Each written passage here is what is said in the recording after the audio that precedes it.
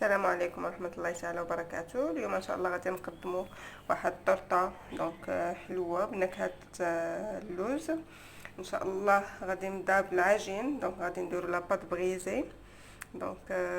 غادي نحتاجو نص كيلو ديال الفرز ديال الحلوى، رابعة 250 غرام ديال الزبدة اللي تكون باردة، عندنا جوج صفار البيض، عندنا هنايا ملعقه كبيره ديال السكر سنيده ونصف ملعقه ديال الملحه، وعندنا هنا تقريبا واحد كاس الا ربع ديال العنبه.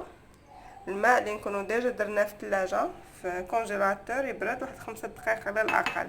الماء يكون بارد. غادي نبدا على كنضيفوا الملحه على الدقيق مع الزبده اللي كتكون بارده، وكنبداو نخدموا في الخليط بصبيعاتنا بشويه بشويه حتى كيتلبس الدقيق. الزبده ديالنا كامله فقط كنخدموا العجين زعما بصبيعاتنا بشويه بشويه، ما كندلكوش، غير كنحاولوا ديك الزبده تولي منسجمه لينا مع الدقيق. هذه هي الاساس ديال لاباط بغيزي باش كتجي ناجحه معنا. بالنسبه لهاد العجين ولا هاد المقادير تستعملوا سواء لي طارت الطورطات الحلوين او الطورطات المالحين او لي كيش. كنستمروا بشويه بشويه كنخلطوا كنحركوهم حتى كينسجم الدقيق مع الزبده. غادي نستمر.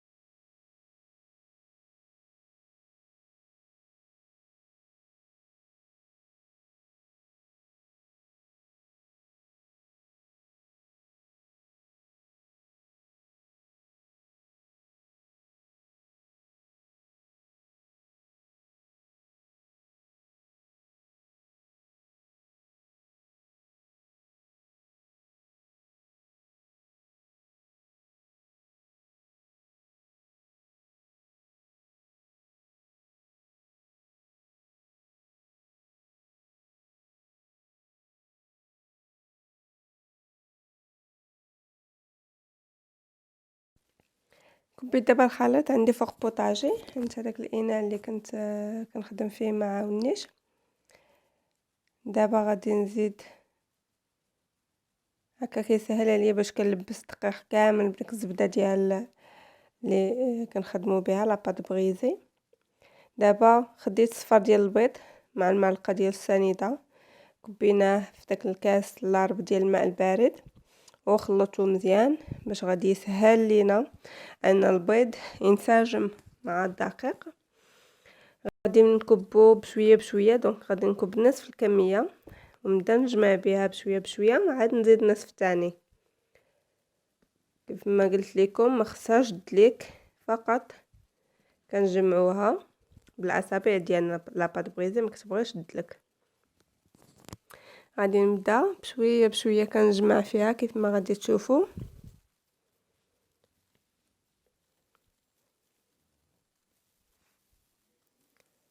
بالنسبه لهاد لاباط بغيزي صدقوني انها ناجحه 100%. خاصكم غير تبعوا النصائح اللي غادي نعطي لكم.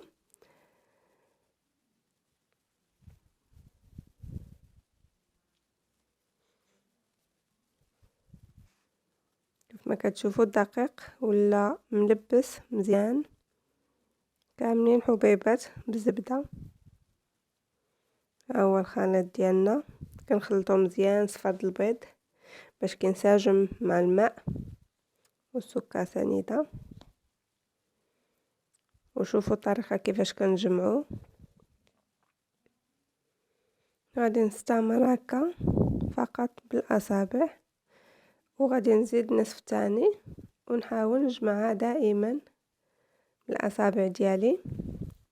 كيف ما قلت لكم بالنسبه لهاد لاباط بغيزي نفس المقادير يمكن تستعملوهم سواء بخليط حلو او بخليط مالح.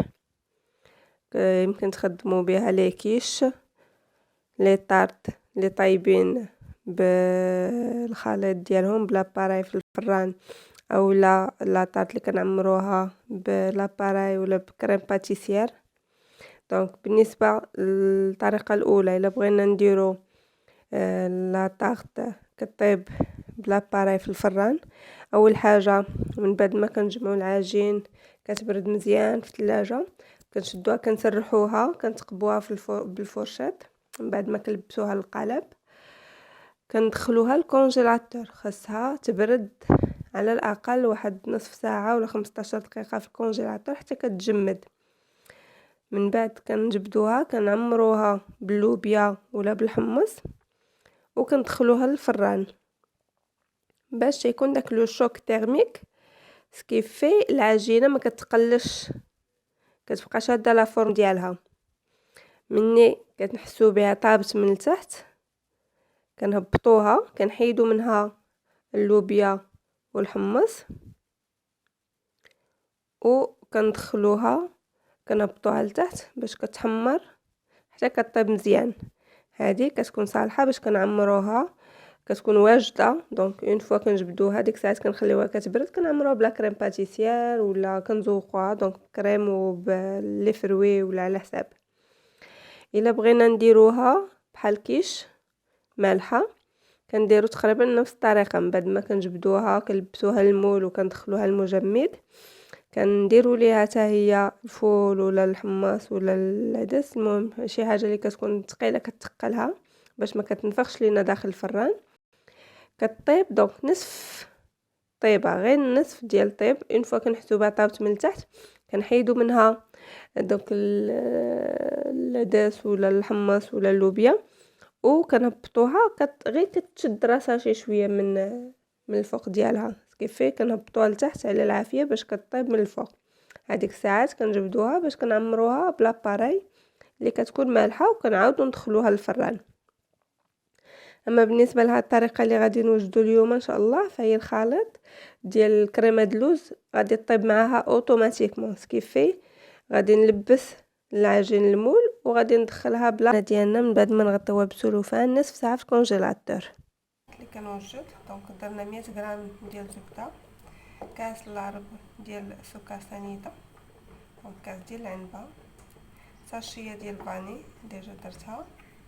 غادي نحتاجو 2 ديال البيضات كاملات، غادي نحتاجو 100 غرام ديال البودره ديال اللوز مطحون، وغادي نحتاجو كريم باتيسير. كريم باتيسير ديجا وجدتها وخليتها بردات.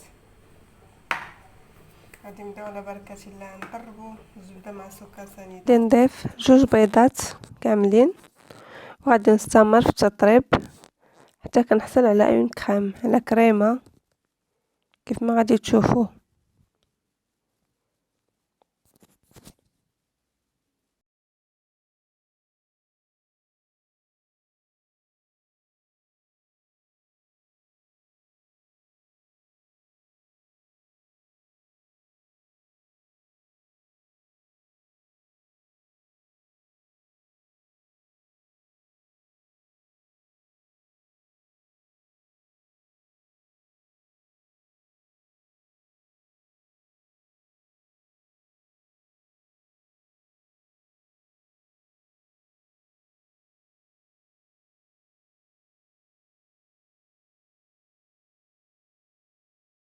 ثم وكنطربو كنضيف كريمه على الكريمه دونك خليط ديال اللوز ولا اللوز اللي طحناه، بودره ديال اللوز والكريم باتيسير اللي ديجا موجداها من قبل، نصف لتر ديال الحليب و2 معالق كبار ديال الكريم باتيسير اللي كتباع بودره، وكنطيبوها على نار مهيله مع التحريك دائما.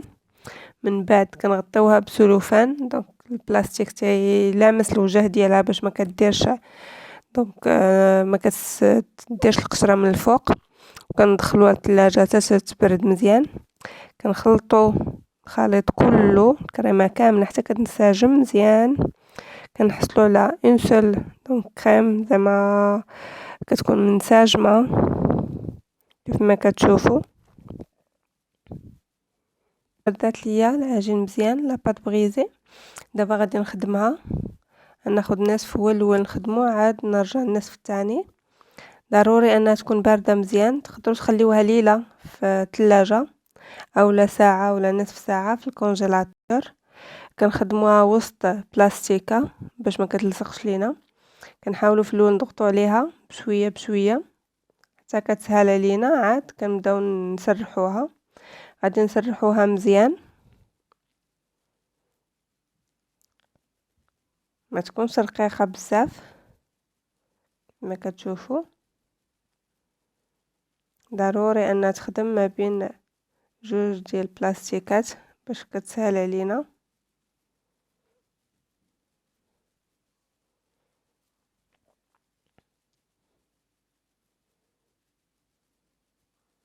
كيف ما كتشوفوا الطريقه سهله جدا في التسريح ديال العجينه بالمدلك ما بين جوج ديال البلاستيكات حتى كنحصلوا على السمك اللي بغينا. كيف ما قلت لكم ما خصهاش تكون غليظه بزاف وما تكونش ثاني رقيقه بزاف باش ما تحرقش لينا في ساعه.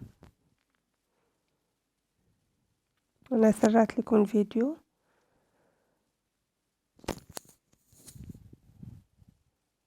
هكذا باش ما يجيش لي الفيديو طويل بزاف.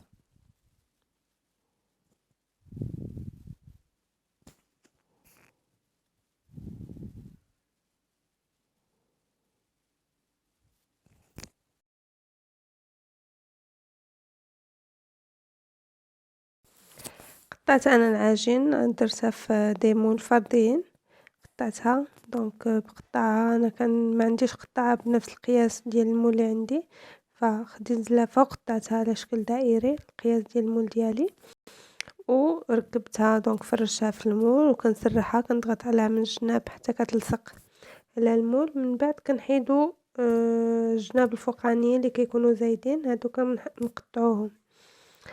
نستمر بحال هكا حتى نكمل الخليط كامل. من بعد ما سرحتها درتها في الكونجيلاتور تبرد واحد 5 دقائق. غادي نعمرها دابا بالحشوه ديالنا وغادي ندخلوها للفران. من بعد ما عمرناها ندخلوهم الفران اللي كيكون ديجا مساخن من قبل، وكنقصوا عليه العافيه ديالنا. من بعد ما طابوا في الفران اون فوا كيطيبوا كنطفيو عليه نخليوهم في الفران باش ما كيكونش لو شوك وكتهبط لينا الكريمه اللي فيه. ما تنساوش تجربوهم، كنتمنى يعجبوكم. خليوا لي تعاليق واشتركوا في القناه ديالي وفعلوا الجرس باش يوصلكم ديما الجديد. شكرا. يا عم.